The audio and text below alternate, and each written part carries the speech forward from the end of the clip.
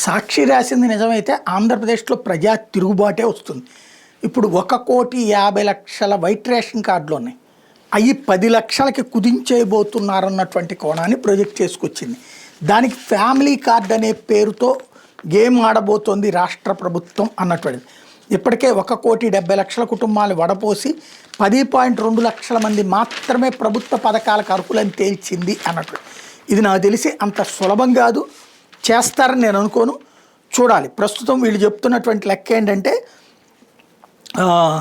మంత్రుల కమిటీ సిఫార్సుల ప్రకారం వ్యవసాయ భూమిని కలిగి ఉన్న, మున్సిపల్ ఆస్తిని కలిగి ఉన్న, 200 కంటే ఎక్కువగా గ్రామీణ ఆస్తి పన్ను చెల్లించిన, వాహనాలను కలిగి ఉన్న, నెలకు 50 యూనిట్ల కంటే ఎక్కువగా విద్యుత్ ఉపయోగించిన, పిల్లలు ప్రైవేట్ పాఠశాలలో చదివిన, ఆదాయ పన్ను రిటర్నులు దాఖలు చేసిన, జీఎస్టీ దాఖలు చేసిన, ప్రైవేటు ఉద్యోగ ఈపీఎఫ్ చెల్లింపు జరిగిన, ప్రభుత్వ ఉద్యోగి పెన్షనర్ అయిన, ప్రభుత్వ మండీలో పంటను అమ్మడం జరిగిన, పథకాల ద్వారా 48,000 కంటే ఎక్కువ ఆదాయం పొందిన, కుటుంబ మ్యాపింగ్లో అసాధారణత కనిపించిన, ఒంటరి సభ్యుని కుటుంబం ఉన్న, ఎన్టీఆర్ భరోసా పెన్షన్ పొందడం అన్నటువంటి జరుగుతున్న వాళ్ళకి వైట్ రేషన్ కార్డు వర్తించదు అన్నటువంటి పాయింట్ని ఇక్కడ ప్రధానంగా ప్రొజెక్ట్ చేసుకొస్తున్నారు. ఫ్యామిలీ బెనిఫిట్ కార్డు రాష్ట్ర పథకాల కోసం కుటుంబం నిర్వచనం సిఫార్సు చేస్తారు. కుటుంబం పొందగలిగే మొత్తం ప్రయోజనాల మీద గరిష్ట పరిమితి కోసం ఒక విధానం సిఫార్సు చేస్తారు.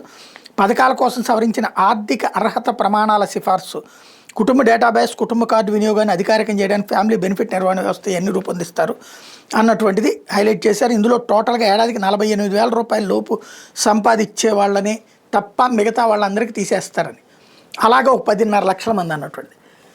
చంద్రబాబు గారు నిదానంగా తగ్గించుకుంటూ వస్తారన్నమాట వాస్తవం.